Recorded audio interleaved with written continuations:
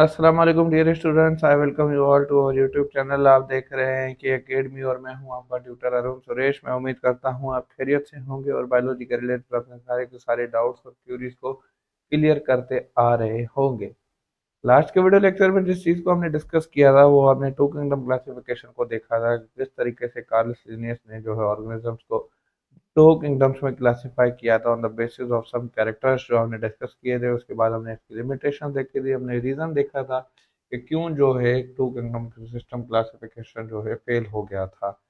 आज के जो वीडियो लेक्चर में हम चीज़ को डिस्कस करेंगे वो कि इसमें कौन से थ्री किंगडम्स इंट्रोड्यूस करवाए गए थे, इसकी क्या लिमिटेशन आई, हम उन सारी चीज़ों को जो है डिस्कस करेंगे। सबसे पहले अगर हम देखेंगे थ्री किंगडम सिस्टम किसने इंट्रोड्यूस करवाया, तो it was introduced by a German zoologist. सबसे पहले आप कमेंट में ये जवाब दें कि टू किंगडम सिस्टम क्लासिफिकेशन किसने इंट्रोड्यूस करवाया था। हमने लास्ट वीडियो लेक्चर में इस चीज़ को जो है डिस्कस किया था। यहीं पर वीडियो को पॉज करें और इसका आंसर कमेंट बॉक्स में दें कि टू किंगडम क्लासिफिकेशन किसने जो है इंट्रोड्यूस करवाया था। थ्री किंगडम सिस्टम क्लासिफिकेशन तो दिया था अर्नेस्ट हैकेल ने। और इस चीज़ को आपने याद रखना है क्योंकि कई बार एमसीक्यू में आपसे क्वेश्चन ये पूछा जाता है कि who introduce the three kingdom system, तो आपने वहां पर टिक करना है अर्नेस्ट हैकेल को। अब यहाँ पर ये कह रहा है कि थ्री किंगडम सिस्टम क्लासिफिकेशन में जो ऑर्गेनिज्म गोज हो उनको थ्री मेजर ग्रुप्स में क्लासिफाई किया गया था। हमने दो पहले ही पढ़ चुके हैं, एनिमेलिया और प्लांटी। जो थर्ड यहाँ पर जो किंगडम सिस्टम में तीसरा जो ग्रुप इंट्रोड्यूस करवा गया था वो था प्रोटिस्टा का। ठीक है। अब यहाँ पर ये कह रहा है ब्रैकेट में आपकी आसानी के लिए लिखा हुआ है कि जो किंगडम एनिमेलिया था इसमें सारे के सारे जो है एनिमल्स आ गए। किंगडम प्लांटी में सारे के सारे प्लांट्स आ गए। मगर जो थर्ड वाला जो था किंगडम प्रोटिस्टा, यहाँ पर एक ग्रुप था। बेसिकली इसमें सिर्फ कोई एक तरह के ऑर्गेनिजम्स को जो है नहीं रखा गया था बल्कि एक ग्रुप ऑफ ऑर्गेनिज्म जिसमें सारे के सारे जो है सिंगल सेल्ड भी आ गए, जो कि बहुत सिंपल जिनका जो है लाइफ स्ट्रक्चर था या स्ट्रक्चर आप देख ले, जो कि देखने से दोनों को नहीं लगते थे कि हम जो कंफ्यूजन आ रही थी टू किंगडम क्लासिफिकेशन में कि हम इन ऑर्गेनिजम्स को कहाँ पुट करें, तो बेसिकली वो उसका सॉल्यूशन दे रहे थे कि किंगडम प्रोटिस्टा में हम वो सारे ऑर्गेनिजम्स रखेंगे जो कि ना तो किंगडम एनिमलिया से बिलोंग करते हो ना ही प्लांटी से बिलोंग करते हो। तो किंगडम प्रोटिस्टा में जो हमने लास्ट के वीडियो लेक्चर में फंजाई का जो एग्जाम्पल लिया था, किंगडम प्रोटिस्टा में वो सारे के सारे मल्टी यूनिसेलुलर ऑर्गेनिजम्स जो है इधर आ गए थे, जो फिट नहीं हो पा रहे थे ना किंगडम प्लांटी में ना किंगडम एनिमेलिया में। ठीक है। अब यहाँ पर ये इसके कुछ लिमिटेशंस को डिस्कस कर रहा है कि हमने ये तीन तो पढ़ लिए कि किस तरह से जो है अब जो हम सारी ह्यूमन बींग्स हैं, बेसिकली इसका मेथड वही था कि जो हमने कैरेक्टरिस्टिक्स पीछे पढ़े ना, इमोबाइल थे, ऑटोट्रॉफ थे और सेल वॉल का होना या ना होना, इसकी बेस वही थी क्लासिफिकेशन की। थ्री किंगडम क्लासिफिकेशन में जो चेंजिंग आई ना, बस वो चेंजिंग ये आई कि जो टू किंगडम क्लासिफिकेशन में एक इशू अराइज हुआ था कि जो ऐसे ऑर्गेनिज्म जिनके पास कैरेक्टरिस्टिक्स बोथ के हो, मतलब एक ऑटोट्रॉफ भी हो मगर उसमें सेल वॉल प्रेजेंट ना हो, तो ऐसे ऑर्गेनिज्म को हम कहाँ कैटेगराइज करेंगे। उस प्रॉब्लम का सॉल्यूशन इस थ्री किंगडम क्लासिफिकेशन में दिया गया था just by introducing N other kingdom जिसका नाम है किंगडम प्रोटिस्टा। इसमें हम उन वो ऑर्गेनिजम्स को हमने सिंपली क्लासिफाई कर दिया था जो कि ना किंगडम एनिमेलिया में फिट हो पा रहे थे ना किंगडम प्लांटी में फिट हो पा रहे थे, तो हमने उन ऑर्गेनिजम्स को उठाकर यहाँ पर क्लासिफाई कर दिया। ठीक है।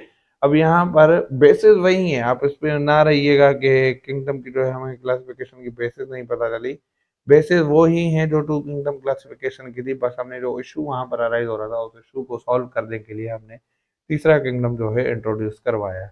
अब यहाँ की लिमिटेशंस की यहाँ पर बात कर रहा है कि यहाँ पर हमने प्रोकैरियोट्स को और यूकैरियोट्स को जो है साथ में रख दिया था एक ही सेल के अंदर विदाउट एनी प्रॉपर डिस्टिंक्शन। अब यहाँ पर मुराद है कि प्रोकैरियोट्स जो कि सिर्फ बैक्टीरियल सेल होते हैं जिनके अंदर जो है ट्रू न्यूक्लियस मौजूद नहीं होता, और यूकैरियोट्स वो सेल होते हैं जिनके अंदर एक ट्रू न्यूक्लियस मौजूद होता है। तो हमने उन सबको जो है साथ रख दिया था किसी एक जो है डिफ्रेंशिएशन के बगैर। तो अब बैक्टीरिया की एक टाइप है जिसको हम साइनोबैक्टीरिया कहते हैं या हम उसको फोटोसिंथेटिक बैक्टीरिया भी कहते हैं। बेसिकली इसके पास कैरेक्टरिस्टिक्स प्लांट्स वाले होते हैं मगर वो प्लांट नहीं होता। तो हमने जो है प्रोकैरियोट्स को और यूकैरियोट्स को इसमें डिफरेंशिएट नहीं किया था। नंबर वन लिमिटेशन इसकी ये है जिसकी वजह से ये किंगडम सिस्टम भी फेल हो गया था।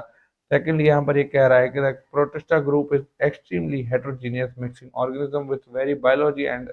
तो इसकी जो क्लासिफिकेशन हुई थी जो किंगडम प्रोटिस्टा के अंदर, उसमें मतलब वो सिमिलर कैरेक्टरिस्टिक नहीं बैठ पा रहे थे, क्योंकि अलग अलग मोड ऑफ न्यूट्रिशन था, ऐसे कैरेक्टर्स थे जो किसी से भी नहीं मिलते थे।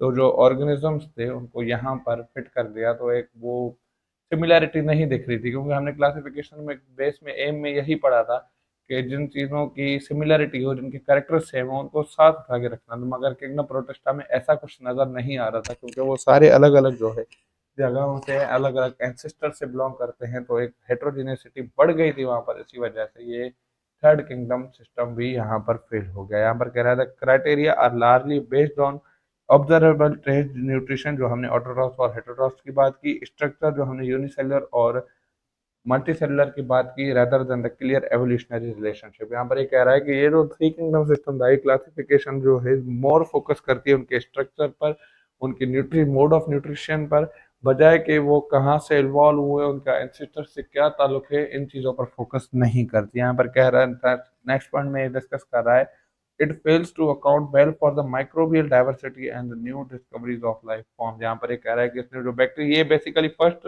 जो पॉइंट थी, मेन रीजन यही था इसके फेल होने का, इसी को ही एलोबोरेट कर रहे हैं।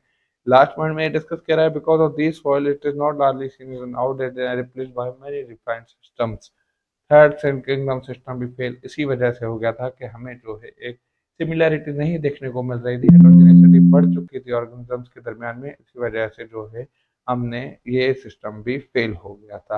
नेक्स्ट के वीडियो लेक्चर में हम डिस्कस करेंगे जो है हम फाइव किंगडम सिस्टम। अगर आपको ये टॉपिक समझ आ गया हो तो आप अच्छे से इसको क्लियर कर दें। इंशाल्लाह हम अपने बनेंगे नेक्स्ट वीडियो लेक्चर में। तो तक अपना बहुत सारा ख्याल रखिएगा। Thank you so much for watching.